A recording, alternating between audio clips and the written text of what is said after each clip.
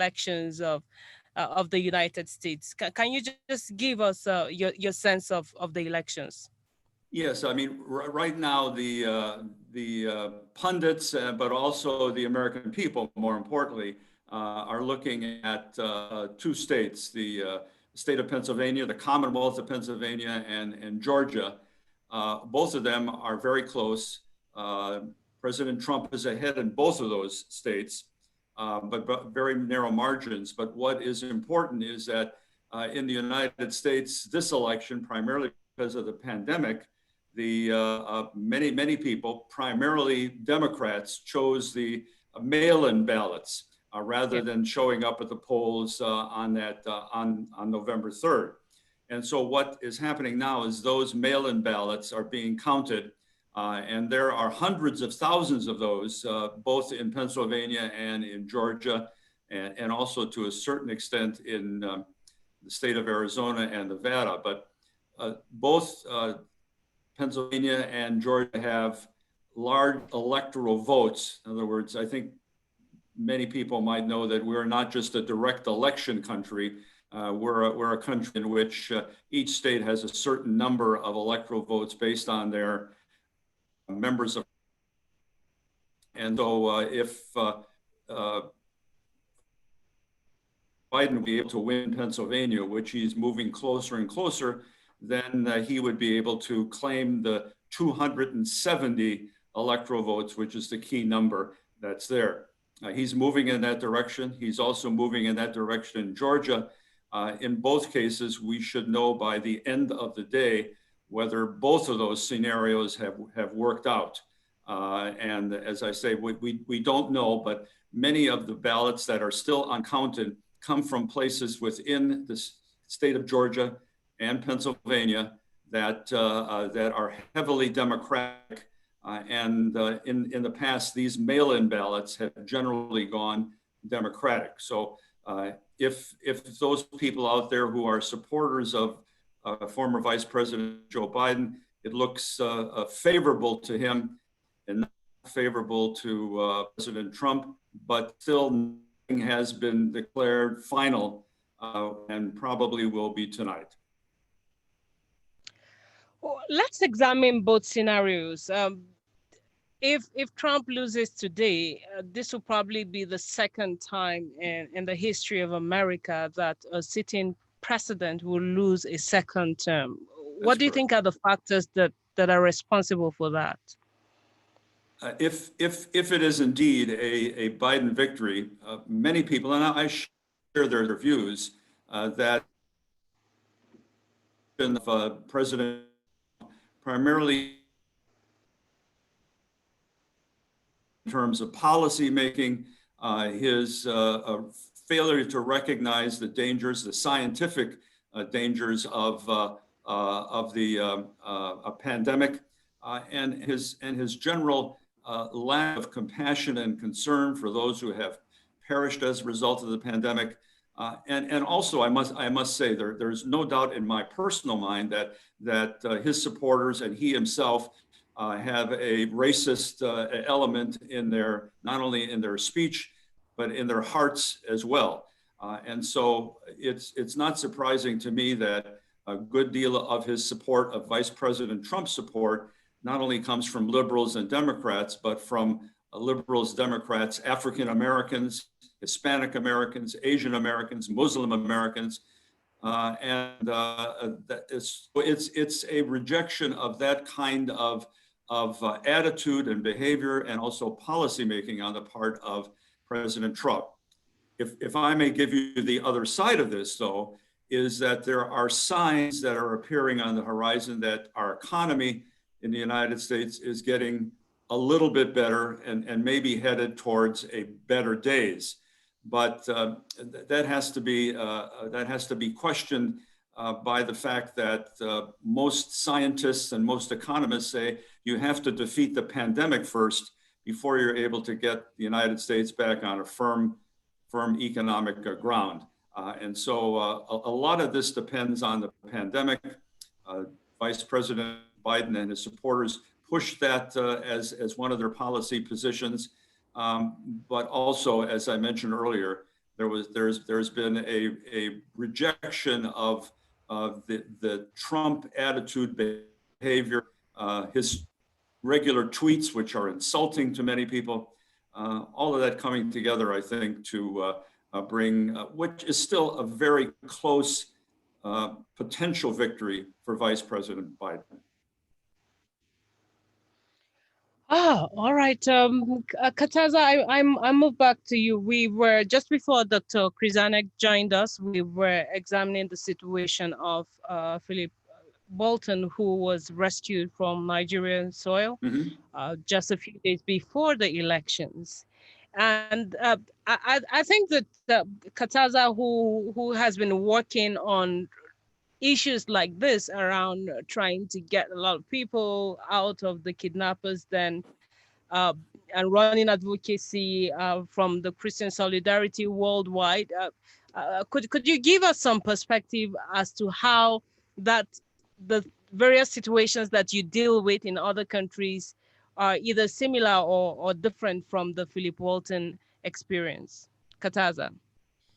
In other countries, I'd say they were slightly different. I think that in terms of the Philip Walton situation, what it brings to mind is what could be achieved if Nigeria asked for help with the situation that it's currently facing in terms of kidnapping and general lawlessness.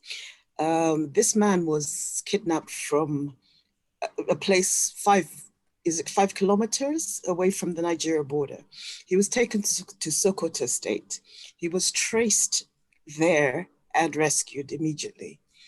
I think if the same care, I think your previous speaker was saying about the value of Nigerian lives. I feel that people outside Nigeria seem to value the lives of Nigerians more than the actual government of Nigeria does. Because for us, we look to Nigeria to do well. When Nigeria prospers, the rest of Africa prospers. There needs to be a valuing of the lives of Nigerians by their own leadership, and a change in the attitude where people can open fire on unarmed civilians, not just in Lekki Tollgate, but also on the Shia. People who've been protesting in Abuja at one stage, they were massacred. There was a big New York Times investigation into that, and others. That should not happen any longer. In terms of what Nigeria could do, if they could request assistance to similarly take action against the many non-state actors that are operating in the Northwest and in the North Center in the same manner, and even in the Northeast, perhaps they could get control of areas that are now rapidly becoming ungoverned. The problem with leaving spaces ungoverned is that they're occupied by people you don't particularly want there, i.e. transnational criminal elements and also terrorist elements. So it's just so important for the government to get control of ungoverned spaces. And it's not a problem to ask for help, because the Americans asked for Nigeria's help and permission to be able to come into the country. They didn't just fly in there. There was cooperation. These enterprises, terrorist enterprises, and also transnational crime enterprises, it seems the ones who took this young man were more the criminal element as opposed to the terrorist element. And the fear was that he was going to be sold on to the terrorist element, which is why the US moved so quickly. These are transnational issues and should be dealt with in alliance with other countries if we're going to bring them to a halt. So that would be my take on the hostage taking. I say that it doesn't match up with other things that I have worked on, because this kind of situation doesn't actually arise in the other countries I work on. There are other issues, but the actual abduction for ransom and terrorists holding people as effectively as slaves and forced labor does not arise in the other countries that I currently work on. So I hope that helps a little bit. Yeah, but just to be sure that this is a credit that is well deserving for the Trump administration, because again, we read these tweets. President Trump is always on Twitter, and he acknowledged this as part of the victory or part of the highlights of his administration, Dr. Kryzanek. Uh, a few people have taken that to be another political gimmick by the Trump administration, something to score a quick point before the elections. Would you agree or disagree?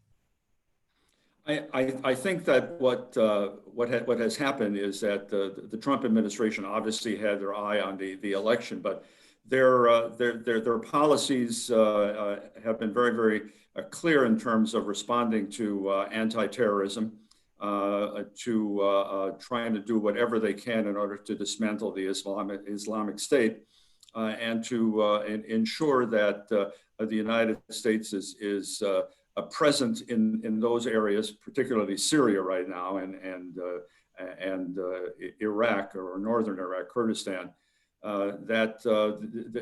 This is an example of the Trump's administration responding to terrorism and using elite forces in order to rescue this individual.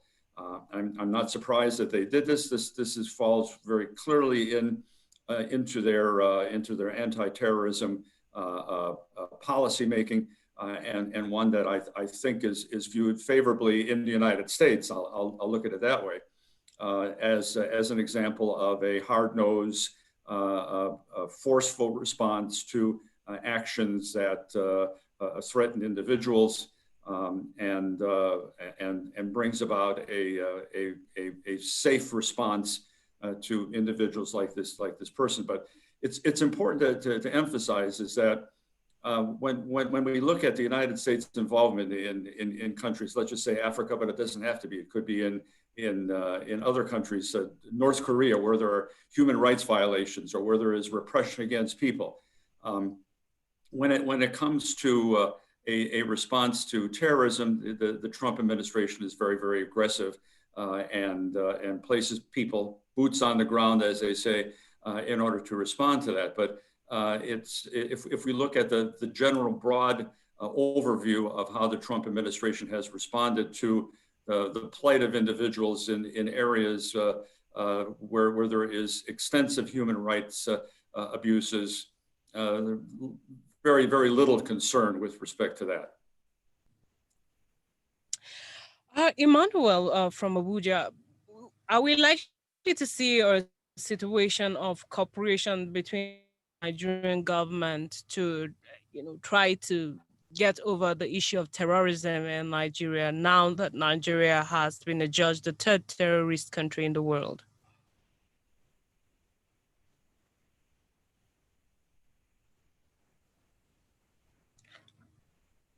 I think that you are muted.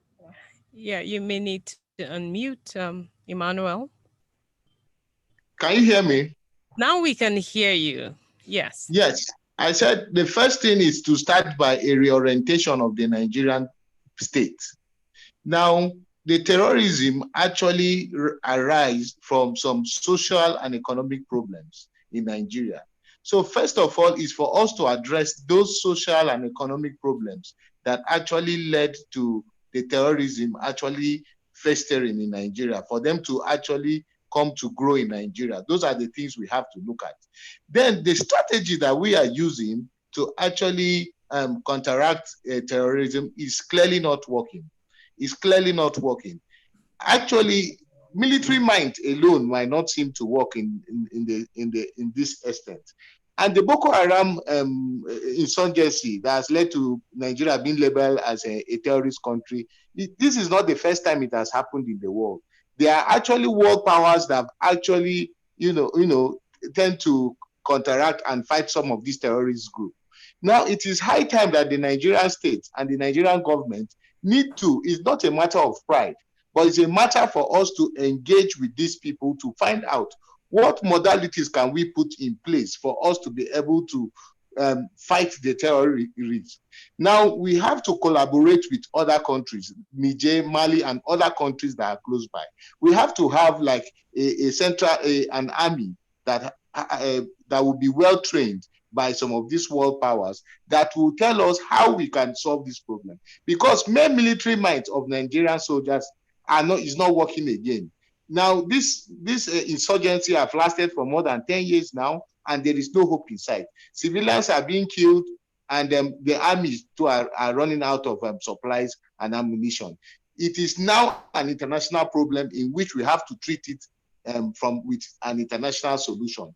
And part of the ways I've said is to, deal with the socio-economic problems that led to the Boko Haram insurgency. First of all, then second, we have to engage the countries around there for there to be like a central army in which, like ECOMOG that we had in Liberia, to be able to tackle the Boko Haram insurgency. Then thirdly, we have to, collaborate with world powers who have the intelligence, who have the manpower, and who have the weaponry for us to be able to deal with this thing one way or the other, because it's actually affecting the growth of Nigeria, the economy of Nigeria, and the Nigeria as a nation too.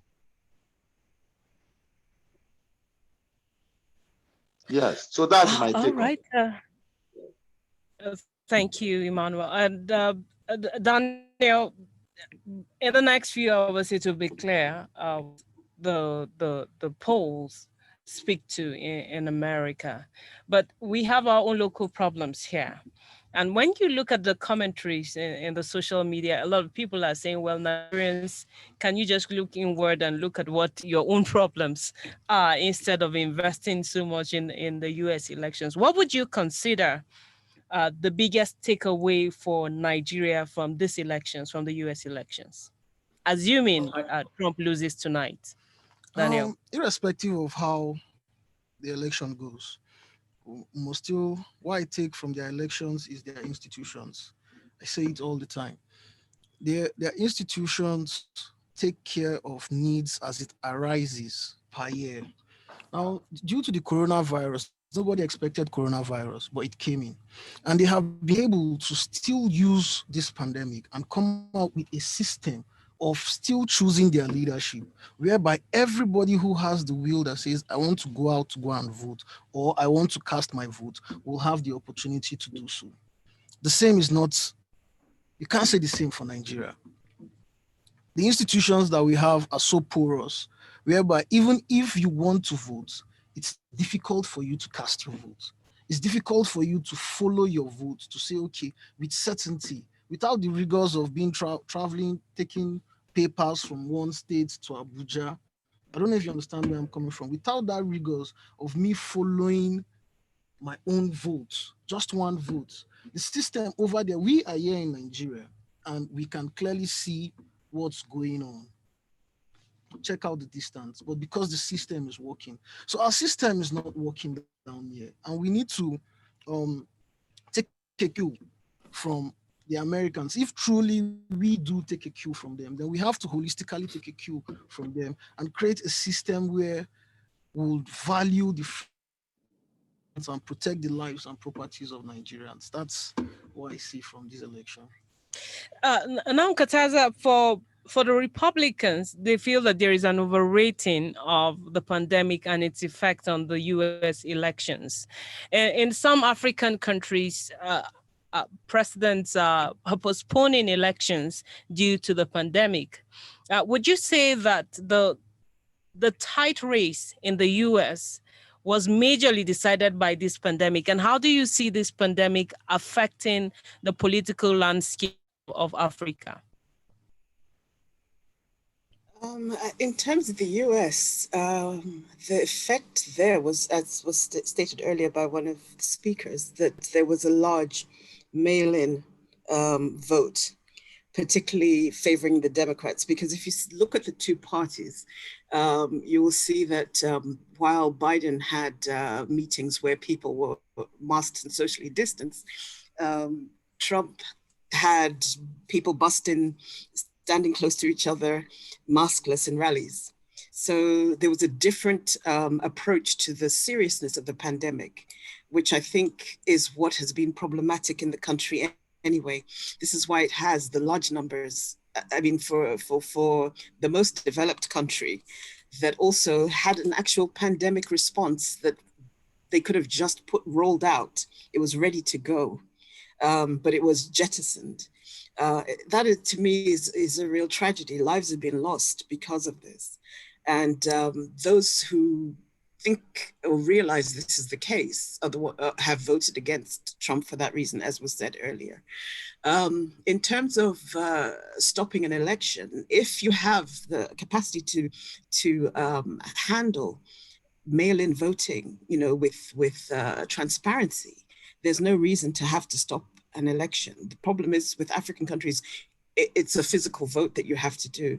In the US, despite efforts to undermine faith or confidence in the voting system, and particularly in absentee voting, they have a credible system that works.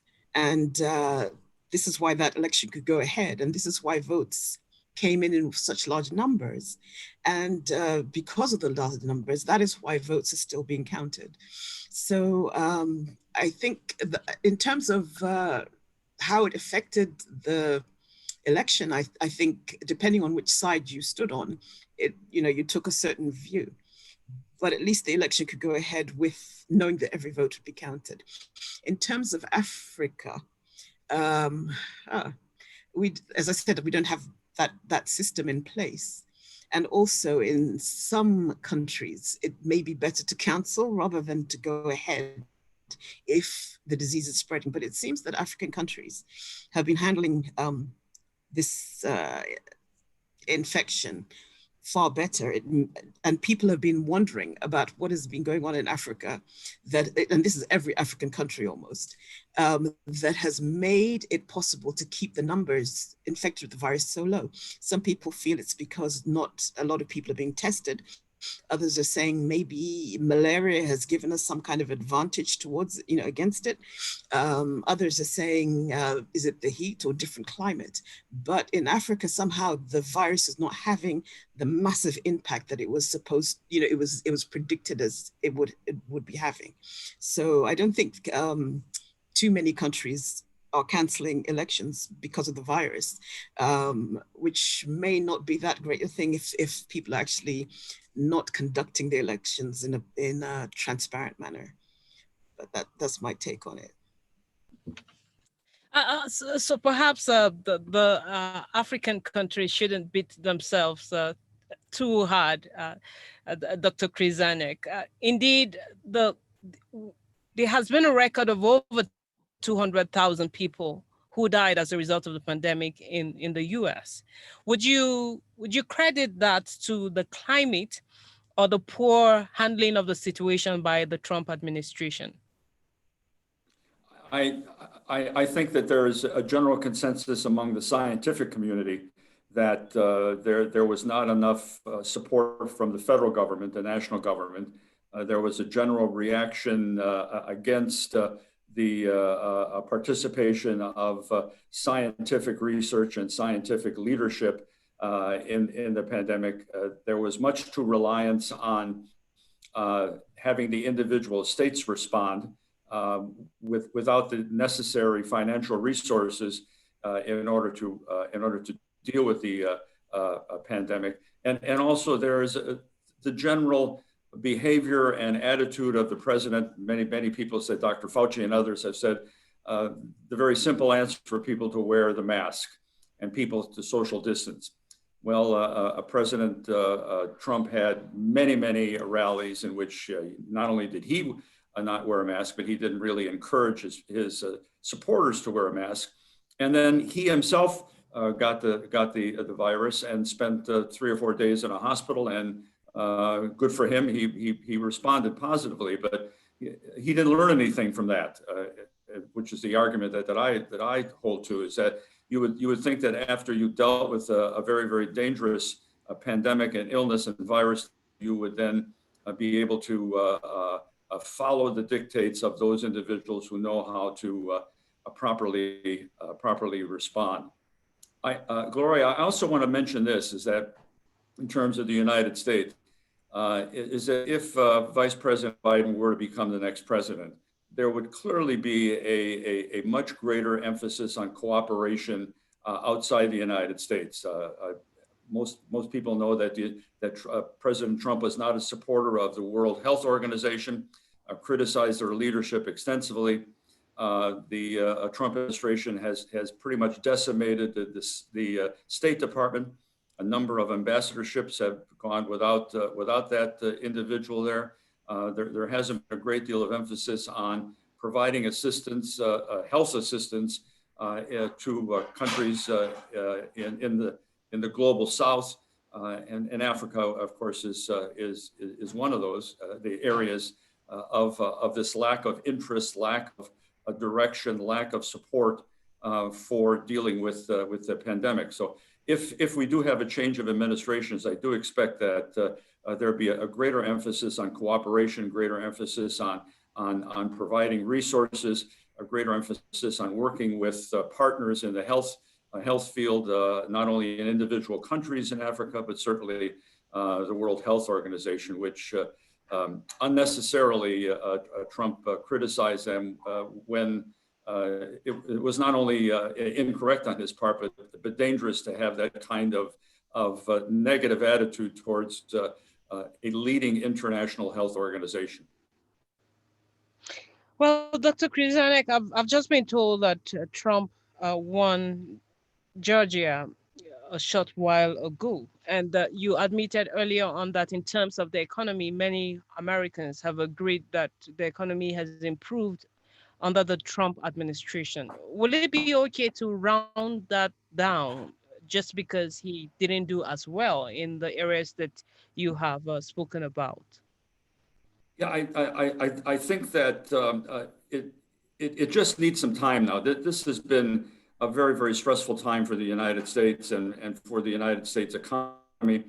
There is a significant joblessness and the need for job growth. And there's a lot of concern over whether Joe Biden or Vice President Biden has the ability to stimulate the economy in the way that Donald Trump has done it, in terms of whether Biden is pro-business, whether he would rescind a number of the business regulations that Trump has put in place, whether he would increase taxes. All of those are viewed as not a business incentive to get the economy moving. But Joe Biden, Vice President, clearly is interested in getting people back to work, particularly those people who are at the lower end of the economic scale, who are basically getting by paycheck to paycheck and need some kind of support. I think what we'll see both on the part of the Democrats and Republicans is some type of major stimulus package, perhaps in the trillions of dollars again, to pump up the economy. And that's one of the few areas where there seems to be cooperation on the part of Democrats and Republicans, and I think that certainly would be helpful. But from the standpoint of the future of the economy, should Joe Biden win, there's going to be concern over whether he has the ability to gain the confidence of the business community, whether he has the ability to push through significant legislation to increase the situation of income inequality, which is very, very high in the United States. Speaking of international institutions, the Trump administration has pushed a strong indictment against the World Trade Organization, and he's argued that judicial overreach has been part of the issues with that organization. At the moment, we have Nigeria's Ngozi Okonjo-Iweala, who has had who is presently the leading candidate for the office of the DG of the WTO, and yet the U.S. Under Trump is reluctant to give a go-ahead for Ngozi. Khataza, would you say that this move by the U.S. against the popular claim of other countries is the way to go or not? Well, I'd say it's not the way to go. the rules of the WTO clearly state that the person who comes up with the greatest vote gets through. She had 104 votes of the 164. And all of a sudden, the US objected to her going forward when many of us were already rejoicing that she'd gotten she'd gotten the job. It's all come to a screeching halt. Now they claim, the Trump administration claimed that she has no trade experience, which is patently false. And also that the selection process didn't follow the proper procedures. And basically this procedure is that elections start being canvassed for 9 months before the expiry of the date of the last president. So the incumbent actually had stepped down a year before his term was supposed to be over. Therefore, the rules couldn't be applied in that way. So there've been several, there's been basically conjecture, because the two things that they cited as reasons for her not being a viable candidate were proved wrong. Some people feel it's a matter of race and gender. Having watched him over the years, he doesn't do well with strong, intelligent Black women, I'm afraid. This is Trump, that is. There's also the matter that she was supported by China, and maybe they thought that she would be favorable towards them, even though in all her career, she has had a reputation and she's been known to stand against strong opposition and to do the right thing. They've also the possibility of perhaps the Trump administration wanted the Brexiter from the UK, Liam Fox, to take the job, but he was eliminated very early on. And they're now supporting the Korean minister, who has shown herself strong with concluding bilateral agreements as opposed to multilateral agreements, which is what the WTO should be about. But because the Trump administration is more restrictive in the way it, in its behavior, it probably prefers somebody who, deals bilaterally. So that may be the reason for this, because otherwise there's very little cause for them to oppose it to this extent. Now, the rules also state that the person who is in the opposition could be persuaded to withdraw, but I don't think that's going to happen, since she has the support of one of the strongest countries in the WTO. Then they also provide for a vote, which will be very difficult, because if America opposes somebody, even if they lose in a vote, suddenly, the whole dynamics of the WTO become more complicated. So we just wait and see what happens. If Biden wins, there's still no guarantee they would support her. In 2012, the Obama administration opposed her getting a key job at the World Bank. Having said that, Joe Biden is his own man, so he may actually look at what's going on and say, for the sake of the functioning of the international system, let's go with her. But we just wait and see what will happen. Emmanuel, how do you read the kind of acclaim and the opportunities given to African experts in the international community, just using the Ngozi case as an example? Do you think that Africans wind up with their due in the international community?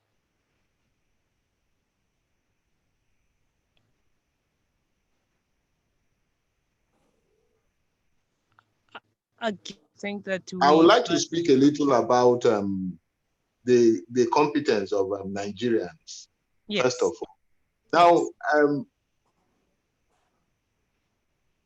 Okonjo-Iweala is somebody that has so much international knowledge as far as economy is concerned, She has worked in the she had worked in the World Bank for close to 25 years and rose to the post of MD2 and all that. And during those period, she actually groomed herself, in which she chaired a number of policies that had to do with Africa, Asia, and all those other things. She came back to Nigeria and she was a finance minister for a long time. She was a two-time finance minister. So to me, she may not have had a trade experience, but she has so much in economic experience because she has gotten to know a number of the world powers based on what she did in the World Bank. That being said, I think when it comes to this issue, it has to do with interest. Now, after the trade war between America and China, China is in support of Okonjo-Iweala, the EU, and Japan. But America is looking at it. Most of our contracts, for instance, in Africa, is with China these days. The train station, the transportation system, and the rest. That's why China, of course, supports Okonjo-Iweala. But the Americans are actually looking, does she really have a trade experience? Has she negotiated agreements in which that is what the foreign minister, the trade minister in China, the edge she has over Okonjo-Iweala, though she does not really have international experience. So I would think that Okonjo-Iweala, using her as a case study, that she's equipped she's qualified to handle the post based on her CV, her criteria, and this will also spell so much advantage to Nigeria, much especially in Africa, because most times we rely on government crude oil, natural resources, and all that. But with her becoming the Director General of WTO, though it's an administrative post, it will also improve the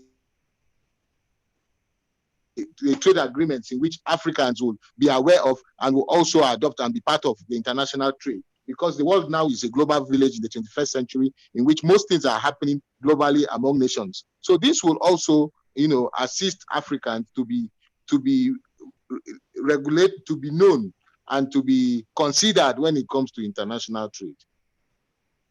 That's my It should be it should be interesting actually to study what the economic rivalry is between the U.S. and China. A short while ago, we had Dr. Wing Kaito wanting to join in the discussion. I hope that we can get him up when the lines are thrown open, because Dr. Wing is both an American national and a Chinese. I think something else that doesn't quite come up in the conversation is the fact that Ngozi Okonjo-Iweala is also an American citizen. And her kids. And her kids. Yeah, And, her kids are all born there. and she's had situations with the Obama administration when she wanted a position at the World Bank, and now she's having another situation with the Trump administration. Would this really fit into the profiling of Africans not given an opportunity, saying that Obama himself is both Kenyan and American? Well, the dynamics are different now. I wouldn't go into the Obama issue because I'm not really privy to what transpired then, so I can't really say for sure. Um, you see, the personality of Trump, that's why I say the dynamics is different. Trump is a white supremacist. He is somebody who believes in America, America first. And his own approach to certain key situations like this will definitely reflect on why he doesn't want Dr. Okonjo-Iweala to be the DG or to emerge the DG at the world as of the World Trade Organization. And I say this, the speaker said something that it looks petty, because when you say she doesn't have trade experience, considering her position for a number of years, key roles where that oversees issues one way or the other that has to do with trade for countries, on behalf of countries, and you say, so it comes to the personality of who Trump is. And that's why I'm saying that if the election goes the way of Joe Biden, Joe Biden looks to me like an inclusive person, somebody who would extend a hand to neighboring countries, who will bring the international community a little bit closer to America, unlike what Trump has done. Trump feels America is the greatest country on earth. Trump feels that America can do what he wants to do. You know, he doesn't feel that there's a need for maybe how will I put it, a partnership or a co-relationship between America and Africans. Yeah, but shouldn't that be a challenge for other countries also to try to build up their countries and their economies to make it as strong as the US? No doubt, no doubt, Nigerians are supposed to look inward. No doubt. I'm a firm believer. I'm a firm believer of what China did to become the. We're all talking about China. Many people don't know what China actually went through as a country to become the world power that they are. They actually went through a lot because they also looked inward, closed their borders, and said, "Okay, let us develop ourselves." But it's the same thing that the US is doing now. Yeah, no, the US now is not like closing its borders. Let me not use that word, closing its border. The US is paying more attention to its Americans. Like it favors the America that we know is a land of no one. That's what they call a land of the brave. Anybody can come from anywhere. You can be from whatever background and scroll up, just like Barack Obama. That's what America signifies. A country whereby anybody from any class, any background can come in there and, you can, in the pursuit of happiness, you can be the president of America. That's the difference. So Trump on his own part now, I don't see him as a firm believer of the American belief. I see him as a firm believer of white America. That's why I say it's different from China. China, they don't allow anybody. We know them. They are what we call a monarchical. They believe in tradition. That's the Chinese people. Till now, they have tried as much as possible to merge tradition with development. They believe in tradition. So we wouldn't say it's the same. The dynamics, like I said, is different. And I hope, let's see how it goes. But I hope the Democrats, you know, to be honest with you, I don't think that Donald Trump has given the office of the President of the United States the prestige it deserves. To be honest with you, that's why and I feel that maybe if the election should swing to the other side, maybe we would have an American extending its hand. America is a country that extends its hand, and we need that. Well, we will throw the lines open in a bit, but before we do, just one more question for you, Dr. Kryzanek. You are the vice president of the Rotary Club at Bridgewaters and the board chair of a very large homeless organization. That should be the Fatherville organization, I guess. And you have also tried to see how you can get citizens to get involved in a civic education project.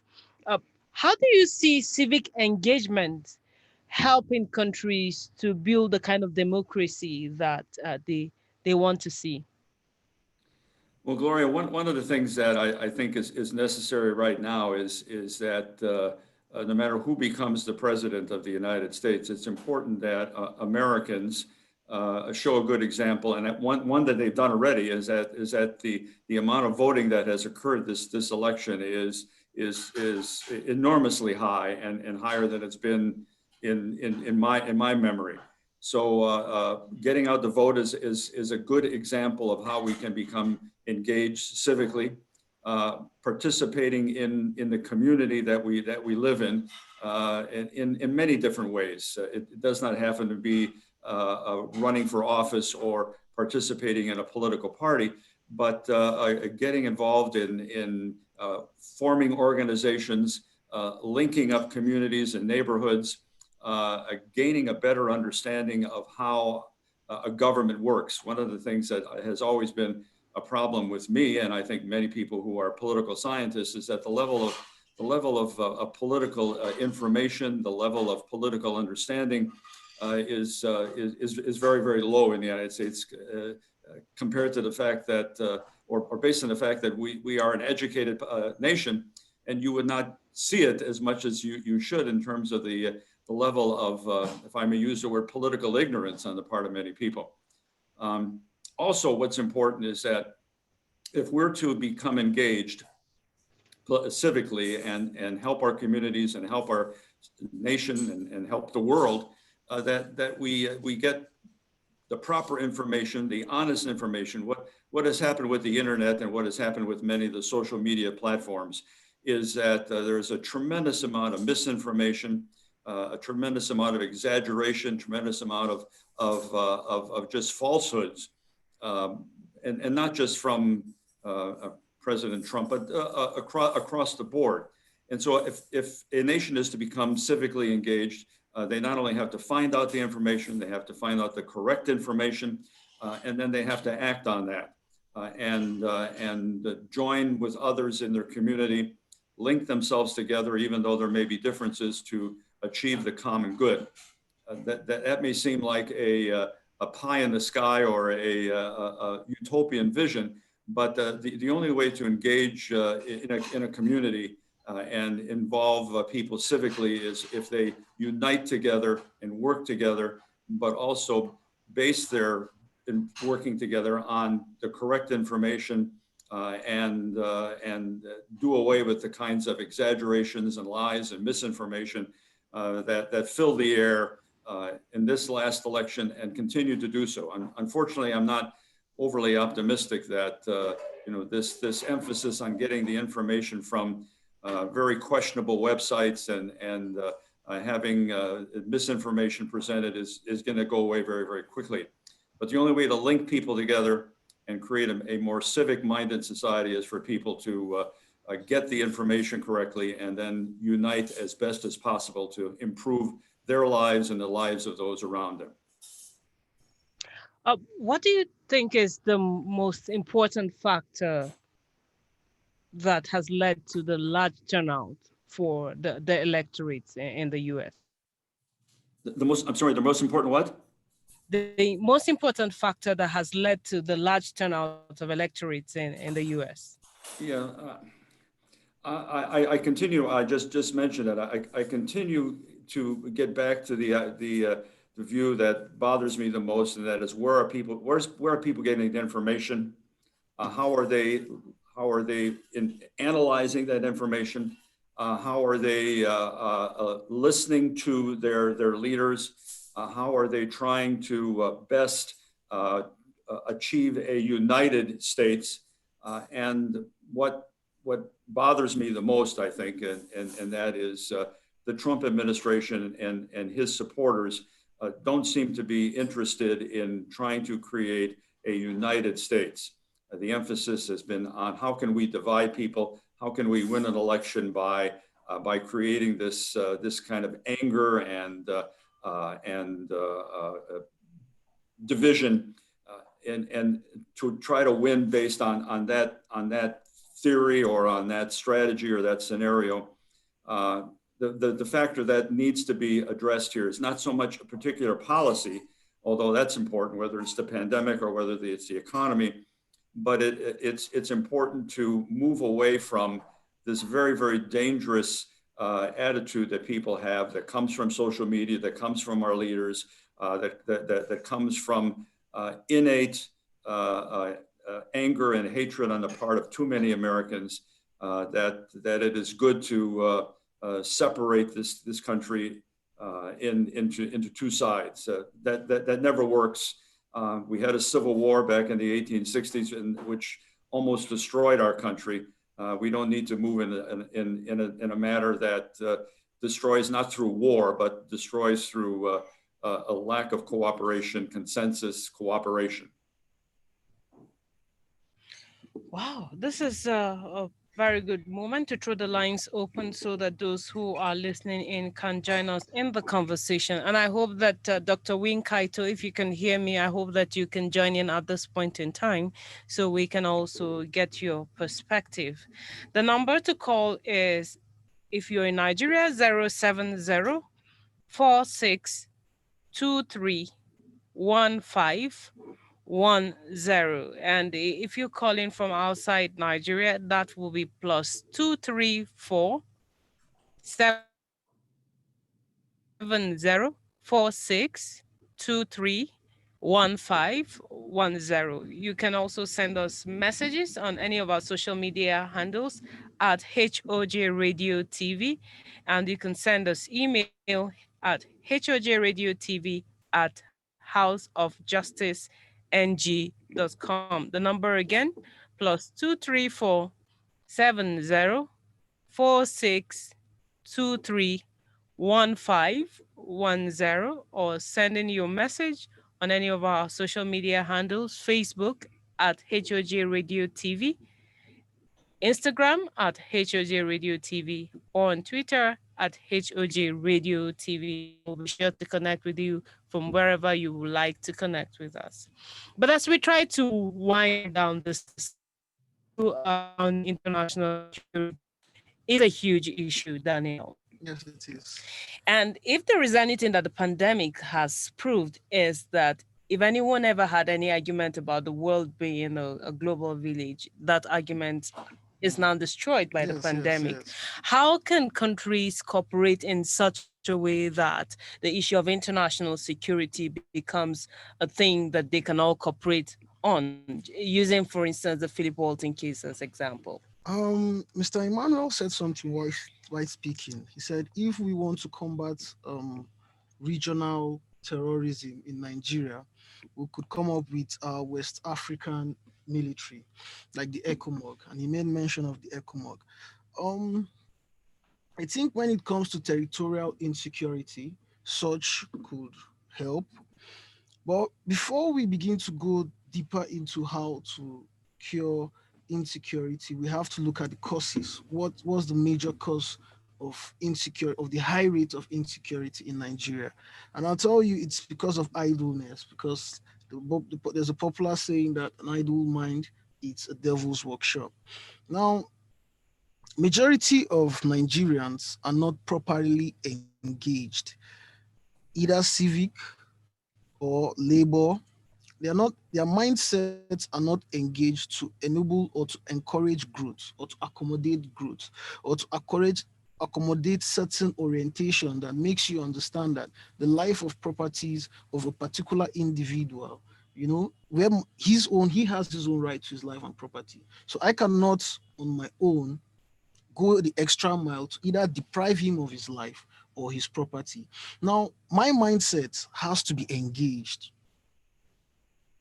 Either if it is engaged maybe through civic, maybe for example, you're engaged in changing the country, you have a mindset, you're trying to develop your country, or you are employed, that's where I'm coming to, or you're employed, or you're going to school. The mind has to be engaged. Now, our majority of our youth are not engaged. Those who did not go beyond secondary school education are outside. These people have to feed. These people will become a nuisance to certain people if their minds are not engaged. And that's what's happening. So now the country as a whole. Yeah. Hello? Yeah, please go. Now, you see, the restiveness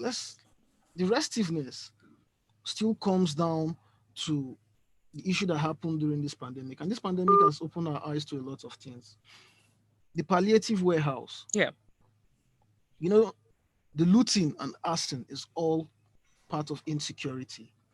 Now, these are not the normal banditry that have been problems of Nigeria ever since, or the Boko Haram now. This insecurity is caused by the restive youth in our own society, in our own community. And that tells you a lot.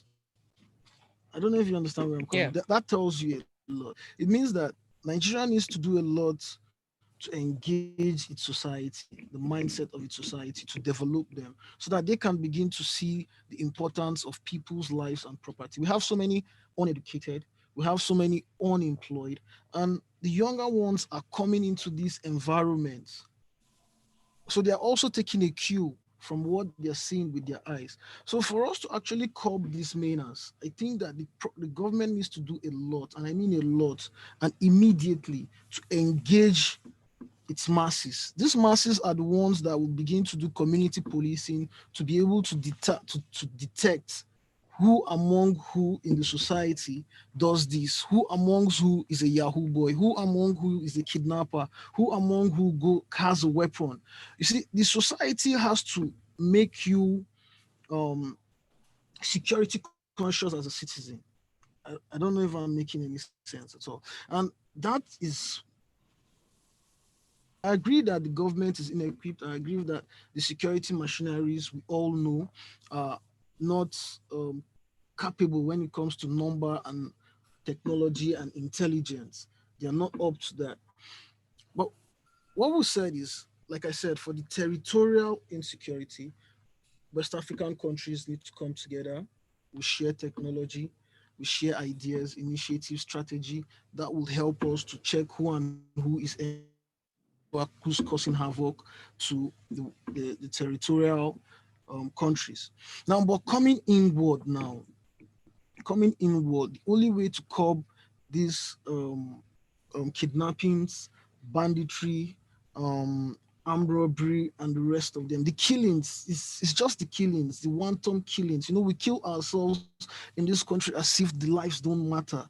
So how do we stop these killings? And I say, and I still insist that the government needs to engage the mindset of its people critically. If you are unemployed, if you are unemployed with somebody who just has only a secondary school certificate, there should be something that you should be doing for your society. If you are somebody that has gone to the university and you have graduated, maybe while seeking job, there should be something you're doing. That constant engagement, it creates growth. And that orientational change that you want from Nigerians begin to happen. But if that mind is idle, then insecurity will continue to be a menace in our country. Quite a point there. 07046231510 if you're calling in from Nigeria, and if you're calling from outside of Nigeria, +234 7046231510. We try to see how many calls we can get before we call it a day from the studio. But as we try to just wind down the discussion, Khataza, the issue of international security, you deal with advocacy around issues of insecurity in many countries. What for you would be the way to go for countries in terms of cooperating for international security? Well, they have to actually meet together and speak about it. I think the difficulty with what is happening in West Africa is that there's still this Francophone, Anglophone sort of colonial kind of thinking sometimes, where cooperation isn't as complete as it could be because of historical differences and linguistic differences. But I think these have to be overcome immediately.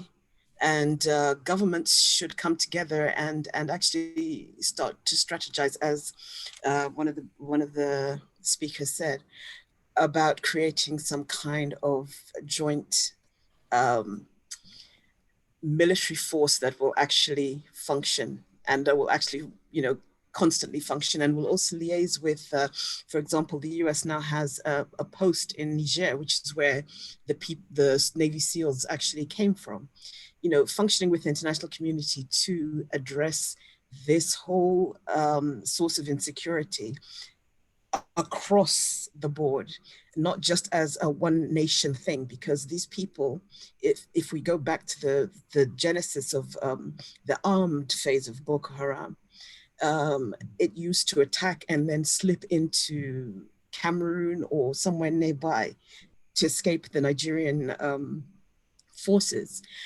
That should not have been allowed to fester. And now, because it has been allowed to fester, all of the areas where they used to bolt to have now become insecure. If this thing isn't dealt with immediately, you know, as a problem that is a problem for all of us, it grows into a problem that becomes a major threat to all of us. And we're seeing this happening. Different jihadi movements are gravitating towards this area of Africa, you know, the Mali, Niger, Chad, Nigeria area. They're gravitating towards those areas because these areas are now insecure. And for them, this is sort of like a insecurity and ungoverned situation presents an enterprise growth area.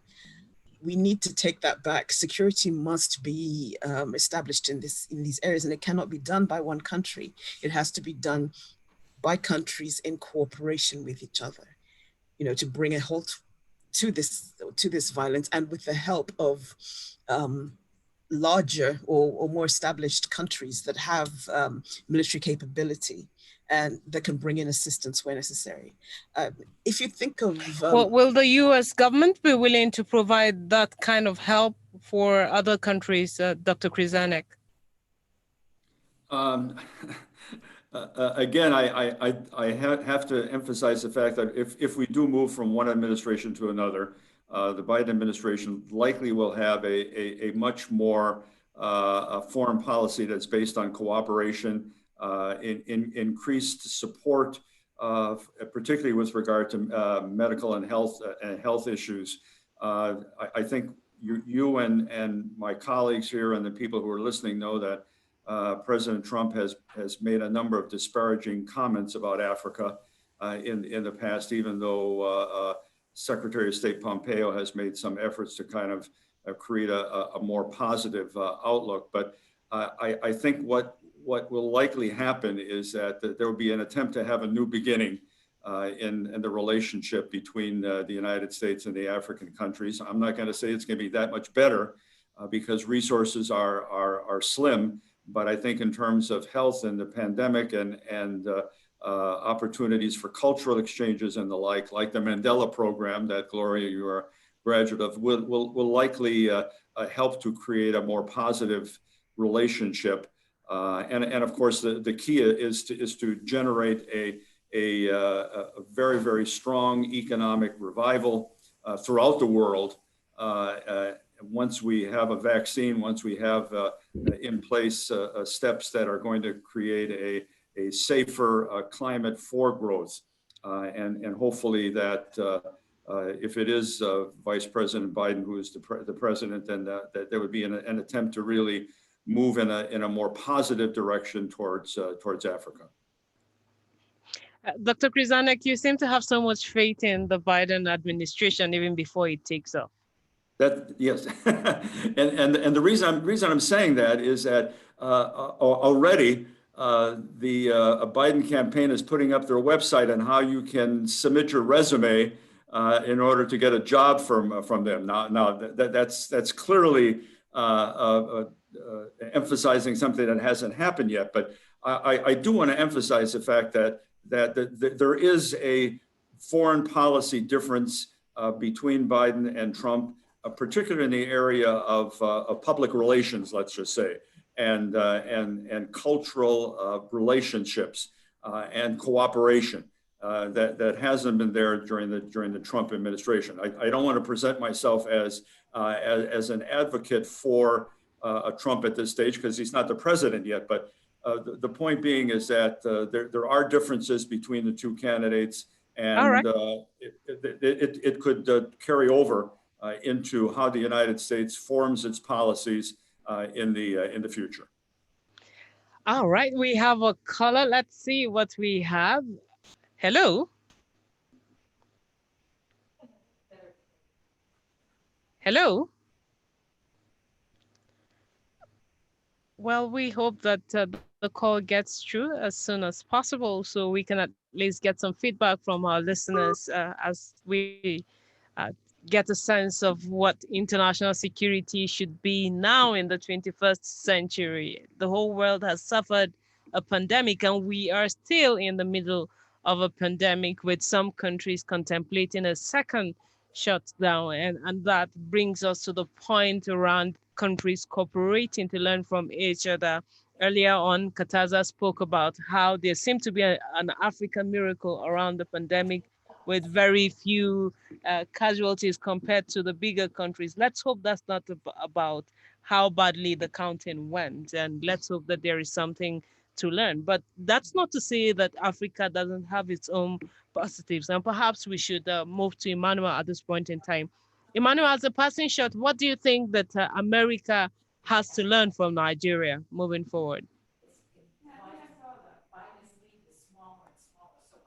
Issue of the corona. Yes. Okay. Well, when the pandemic started in Nigeria, unlike in the US, in Nigeria, we actually took it very seriously. Unlike the body language of the Trump administration, who appeared not to have believed in it and went on casting aspersion on the sickness as the Chinese virus and all that. But immediately we heard about it, the government was proactive. The borders were shut, no flights and all that, and the public servants as well as the private service was shut down, and we were operating from home for there was a total lockdown for a period of 1 month, and subsequently partial lockdown. Partially it was lifted. So at that point in time, it was the government was able to manage the situation at that point in time, in which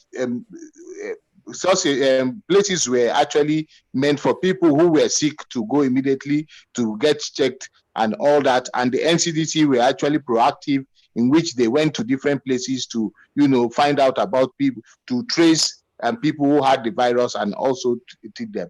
That's why Nigeria were able to counteract the virus, and it never spread. In most parts of Africa, in Nigeria, most people still believe that the coronavirus was a way in which the government wants to make money from the World Health Organization, and also maybe to allow people to stay at home. So, but what the government did with its policies were able to, counteract it. First thing is that they attacked it immediately. It came. They shut down the economy. They shut down everything, and they were proactive in arresting the situation. So I think this is part of the things in which America can actually learn from. If any kind of this virus actually come, is not to cast aspersion on it, because the number of Americans that died during this period were alarming. That was not the case in Nigeria. Maybe some people argued that the African immune system actually played a part. But I also understand that being proactive and being able to set modalities to counteract the virus as soon as it comes in plays a huge role in being able to control the virus. This is my take on that. And Khataza, as a last point, international relations as it affects the pandemic, what are the lessons to learn for countries? International relations is that we are interdependent, that if we don't all work together on this, it will not go away. Because once it ends somewhere else, somewhere it's still going on somewhere else, and somebody from that place can bring it back to you. We need to work together. And this is the time when the WTO is more needed than ever. And we hope if there's a new government in the US, that they will come back to the great work that they were doing with the WTO.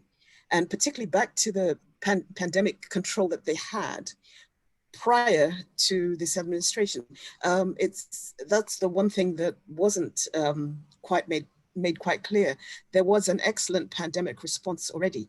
And in the past, when other diseases had come up, America had reacted and taken the lead actually in the fight against the pandemic.